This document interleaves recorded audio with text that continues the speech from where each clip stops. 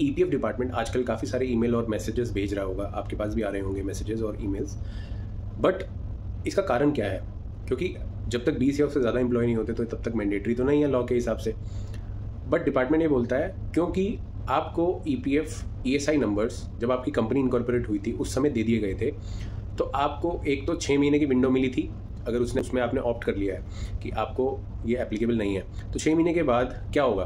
क्योंकि ईपीएफ के क्लोजर तभी पॉसिबल है जब कंपनी क्लोज हो। तो इस केस में अगर ईपीएफ एक्टिव रहेगा तो क्या करना ज़रूरी है?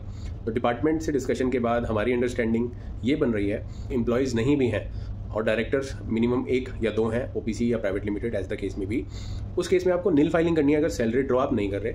अगर सैलरी ड्रॉ आप कर रहे हैं तो पीएफ ईएसआई की जो भी एप्लीकेबल अमाउंट्स हैं वो आपको डिपॉजिट करने चाहिए। और ईएसआई की एप्लीकेबिलिटी आपके ऊपर तभी रहेगी जब 21,000 से कम की पेमेंट आप कर रहे हैं अपने एम्प्लॉयज़ को एज अ सैलरी। और ईएसआई में एक और सर्कुलर भी आया था अक्टूबर या नवंबर में लास्ट ईयर, जिसमें ये मेंशन किया गया था कि ये एप्लीकेबल नहीं होगा और ये कैंसिल हो जाएगा बाय डिफ़ॉल्ट से अगर आप ये फाइलिंग नहीं करते और आप पे एप्लीकेबल ये नहीं होता। तो कुल मिला के समरी ये निकली कि पीएफ की फाइलिंग आपको करनी पड़ेगी अगर आपकी एक प्राइवेट लिमिटेड कंपनी है और वो कंपनी फरवरी 2020 के बाद बनी है। अब वो फाइलिंग निल होगी या डेटा वाली होगी, वो डिपेंड करेगा कि आप कितनी सैलरी पे कर रहे हैं, कितने एम्प्लॉयज़ को कर रहे हैं और कैसे आपका पेरोल का सिस्टम अभी चल रहा है।